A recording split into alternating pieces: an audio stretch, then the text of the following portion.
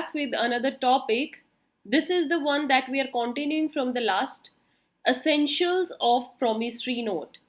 आप सब जानते हैं कि लास्ट सेशन में मैंने ये टॉपिक जस्ट स्टार्ट किया था, जिसमें मैंने बताया था कि ऐसे कुछ ज़रूरी बातें regarding the promissory note, and you all should know these essential features of promissory note. The part 1 that we discussed last is also mentioned on the top in I button. Students who have not watched, go and watch that session first of all. And here I am continuing that one. Last session में मैंने 4 essentials discuss किए थे, and the 5th one here is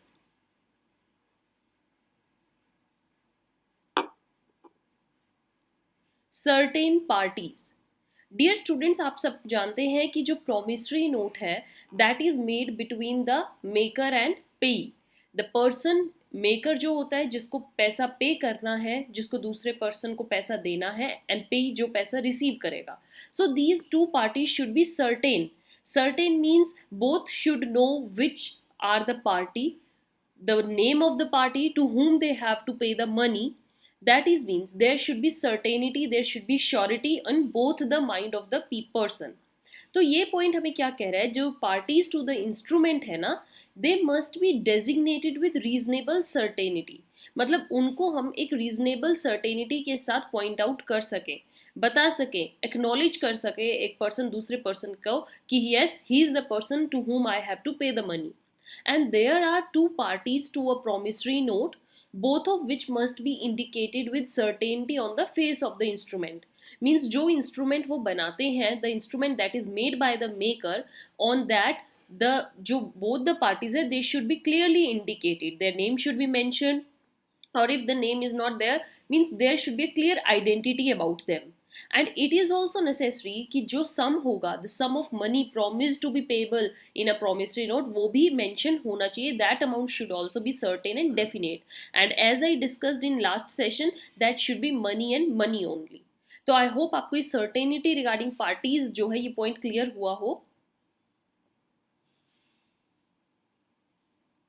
Here I have one famous case law for you, Lala Jeth ji versus भागू बॉम्बे. इस case में क्या था dear students, जो इंस्ट्रूमेंट था, जो प्रॉमिसरी नोट था, was in the form of खाता. खाता बनाते थे ना अकाउंट्स बुक में से, तो खाते में लिखा हुआ था written in the plaintiff's account book. चलो कोई बात नहीं, वहां पर लिखा है, ये भी चल जाएगा.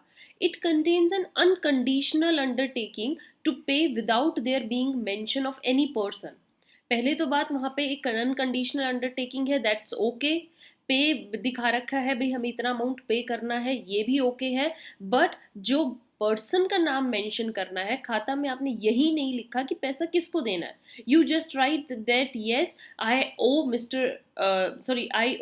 ₹500. You not written the name of the person to whom the money is to be paid.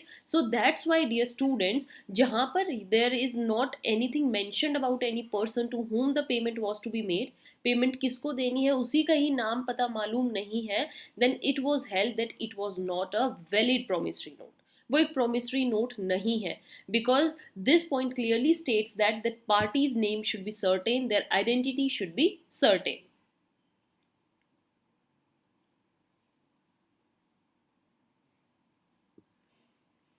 All right, now the next 6th point, essential you can say, promissory note का next essential हमें क्या कहता है कि जो promissory note होता है that must be signed by the maker. Sign का मतलब है कि that acknowledgement देना.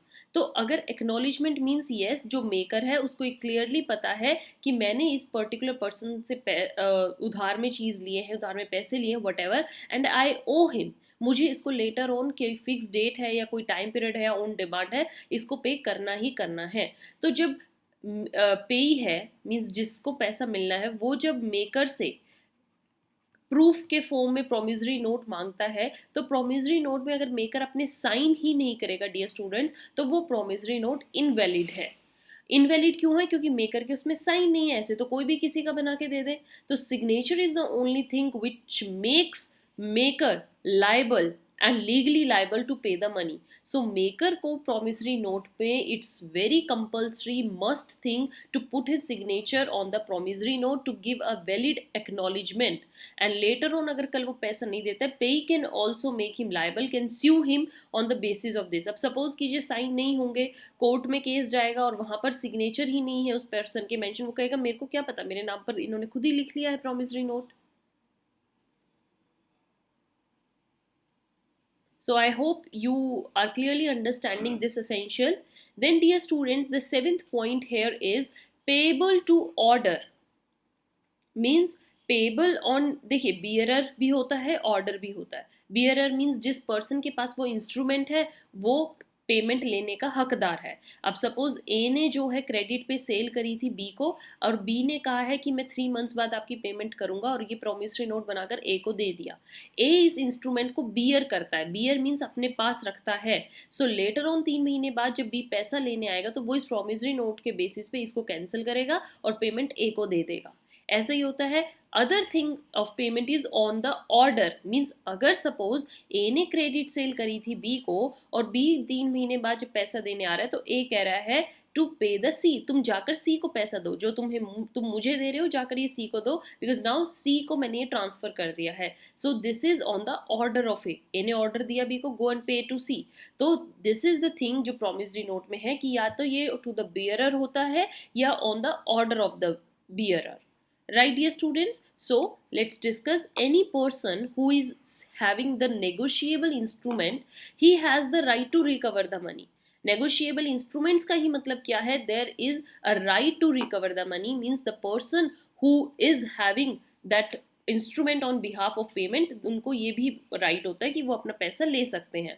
और सेक्शन 4 जो कि बताता है किसके बारे में? प्रॉमिसरी नोट के बारे में. सेक्शन 4 में मैंने प्रॉमिसरी नोट को बहुत अच्छे से डिस्कस किया है और डेफिनेशन के साथ with example, each and every lot of example I have discussed, जिसमें हर केस में I told you कि why this particular thing is a promissory note, why not it is a promissory note. So section 4 को जानने के लिए promissory note को well meaning इसका explained है, जो उसको अच्छे से समझने के लिए on the top you can see this session. So here dear students, if you go and see this, then you will get to know about whole idea about promissory note. So here what is written that section 4 states a pro note can be payable to bearer of the instrument को भी मिलता है और to the order of a certain person के order पर भी दिया जाता है. पेबल टू बियरर का मतलब क्या है? Any person who is holding the negotiable. जैसे मैंने इस एग्जांपल में बताया था, ए को पैसा मिलना है और ए के पास अगर वो प्रॉमिसरी नोट है, ही इसका मतलब he is holding this and he has the right to recover the money. Example भी समझते हैं. If A gives a pro note stating I promise to pay ₹100 and उसको साइन भी करता है और उस प्रॉमिसरी नोट को डिलीवर करता है बी को, तो बी के पास अब ए के खिलाफ एक रिटर्न प्रूफ है कि वो पैसा देगा ₹100 और उसने साइन भी कर रखा है, और बी यहाँ पर राइट मिल जाता है बी को as a bearer to get the money back. Bearer है क्योंकि उसके पास वो इंस्ट्रूमेंट है.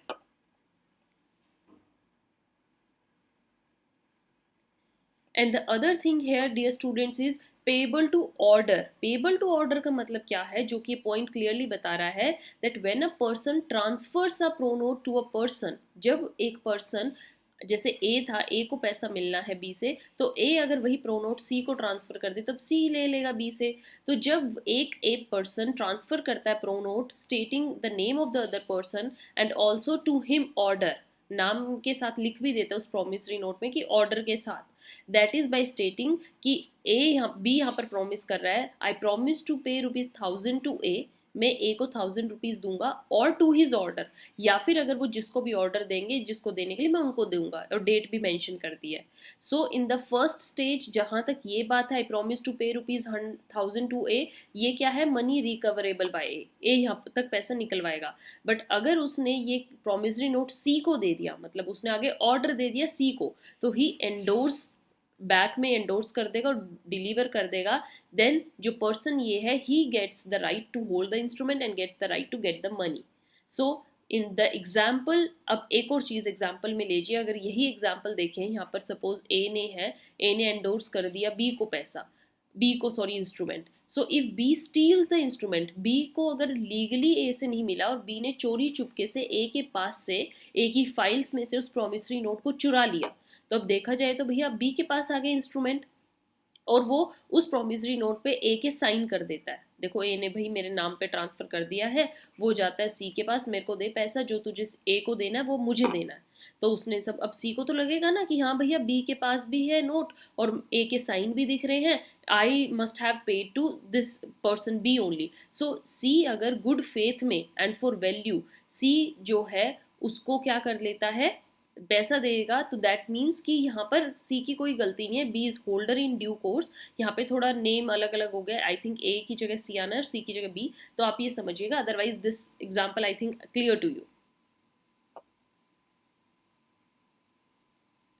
Next essential point is party to promissory note. Parties कौन कौन सी होती हैं ये आप सबको पता होना चाहिए. पार्टीज मतलब मैंने ऑलरेडी इस पर क्लियर डिस्कशन की है and I told you that जो उस प्रो नोट को ड्रॉ करता है, बनाता है, राइटर होता है, ही इज द प्रोमिसर. मतलब वो प्रॉमिस दे रहा है दूसरे पर्सन को कि मैं टाइम आने पे तुम्हारा पैसा चुकाऊंगा, और इसीलिए जो उस प्रो नोट को बना रहा है he is the maker. And in whose favour, जिसके फेवर में प्रॉमिस दिया जाता है या जिसको पैसा मिलना है, he is the payee. The payee will transfer his right to recover the money. अगर पेई कल किसी और को ये ट्रांसफर कर देता है नोट, तो वो हो जाता है एंडोर्स करना. एंड ऐसे ऐसे वो कितने भी पर्सन को आगे आगे फर्दर एंडोर्स, जैसे ए ने सी को दे दिया, सी ने डी को, डी ने ई को. So when maker draws a promissory note in favour of the pay, dear students ये बहुत समझने की चीज़ है और ये बहुत इंपॉर्टेंट है, इस पर ध्यान दीजिएगा. जब मेकर प्रोमिसरी नोट को इन फेवर ऑफ किसको, पेई को देता है, मतलब कि पेई के दे देता है, जैसे ए ने क्रेडिट पे सामान लिया था और उसने बी को पेमेंट करनी है, बी यहाँ पर पेई है, बी जिसको पैसा मिलना है, ये नेगोशिएशन नहीं होती है, इसको हम नेगोशिएशन नहीं कहते. नेगोशिएशन होता है ट्रांसफर करना, तो यहाँ तो कुछ ट्रांसफर हुआ ही नहीं है. लेकिन अगर यही बी एंडोर्स करता है सी को डॉक्यूमेंट, वही प्रो नोट, कि कल अगर मेरे को पैसा देने आएगा तो वो सी को दे क्योंकि मैंने ऑर्डर दिया है सी को. तो here if one payee endorses and delivers it to other, then जो ये पेई है ये एंडोर्सर बन जाता है, और जिसके नाम किया गया है वो आगे फर्दर ट्रांसफर किया गया, पास ऑन किया गया है, उसको हम बोलते हैं एंडोर्सी. नेम सही समझिएगा डियर स्टूडेंट्स, ये बहुत इंपॉर्टेंट है. एंडोर्सी, एंडोर्सर ये कोई नहीं होते, वही पर्सन होते बस जो ट्रांसफर करता है आगे, उसको एंडोर्सर कहते हैं, और जिसको वो ट्रांसफर होके मिलता है डॉक्यूमेंट उसको हम एंडोर्सी कहते हैं. And this transfer by the पेई टू द एंडोर्सी, इसको हम कहते हैं नेगोशिएशन. नेगोशिएशन मतलब भैया अब तो ट्रांसफर होके आई है चीज, ये नेगोशिएशन होती है, इनके बीच की नेगोशिएशन नहीं होती है. Alright. So with this, my dear students, this session came to an end. I hope you enjoyed it. These are the rest essentials that we discussed, and with this topic is over. And I hope आपको promissory note की एक complete image आपके mind में ready हो चुकी है कि promissory note क्या होता है, किसके द्वारा बनाया जाता है, and what are those important points जो promissory note को एक अलग status provide करते हैं. So dear students, get in touch with us. Here I have provided our mail address.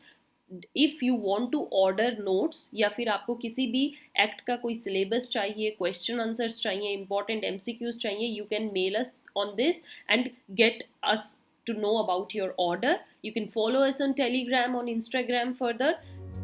Till then, keep watching, keep sharing. Thank you.